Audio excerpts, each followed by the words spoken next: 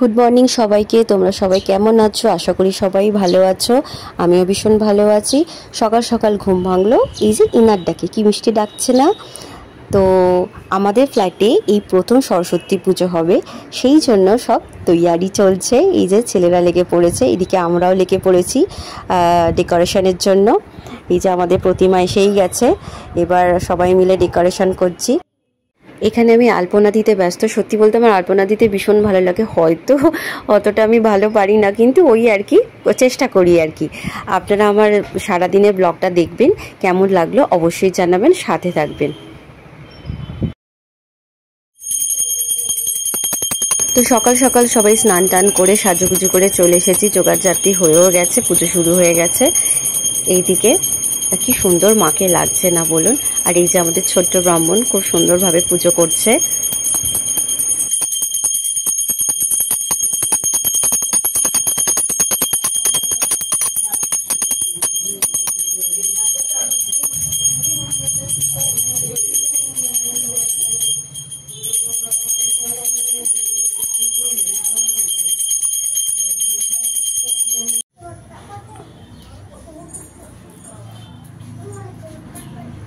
এখানে এখন হাতে খড়ি দেওয়ার পর্ব চলছে। এই যে আমার জন এবারে হাতে খড়ি দিচ্ছে খুব মনোযোগ সহকারে।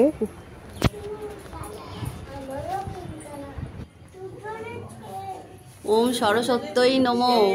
তোমাদের পরিবারের কারা কারা হাতে খড়ি দিল অবশ্যই কমেন্ট বক্সে জানিও।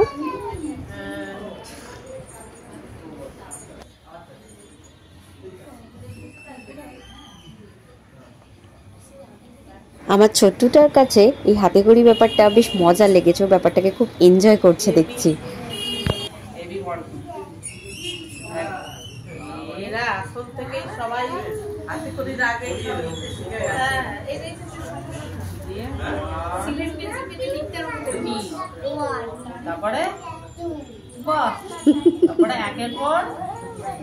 বাংলাটা একটু বলো।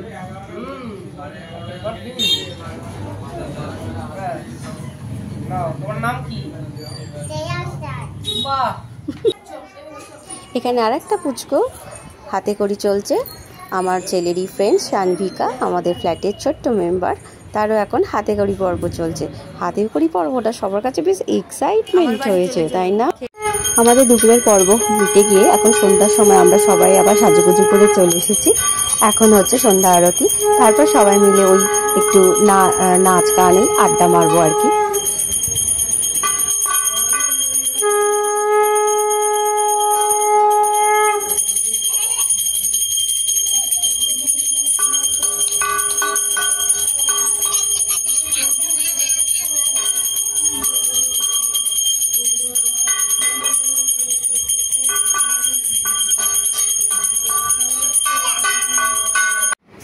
এবার আমাদের পার্টি শুরু হয়ে গেছে, দেখুন বাচ্চারা কিরকম এনজয় করছে।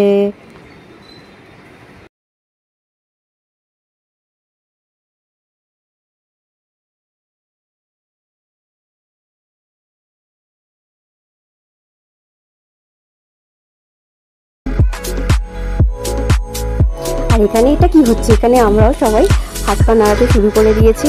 এই যে টাটা টাটা সবাই মিলে বেশ দারুণ দারুণ মজা হচ্ছে। আর এই যে এখানে বাচ্চারা এখনো শুরু, এটা কি হচ্ছে হ্যাঁ জানি না, কি রকম ভাবে ডান্স করছিল।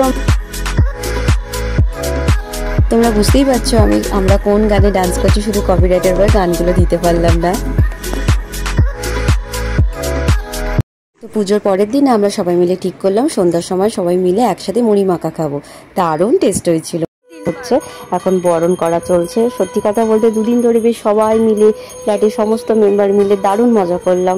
আবার আসছে বছর আবার হবে, আবার একটা বছর ধরে অপেক্ষা করতে হবে আমাদের। 3 থেকে 5 বার মানে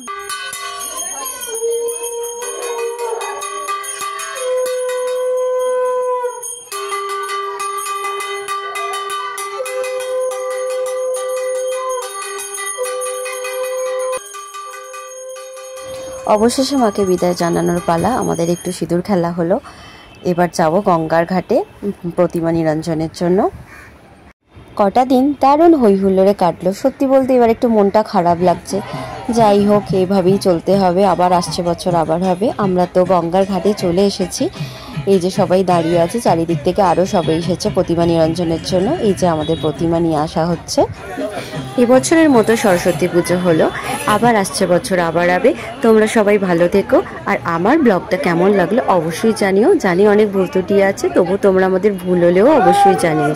সবাই ভালো থেকো। আমার চ্যানেলটিকে অবশ্যই সাবস্ক্রাইব করো আর আমাকে একটু সাপোর্ট করো, লাইক কমেন্ট শেয়ার করো। সবাই ভালো থেকো। টাটা।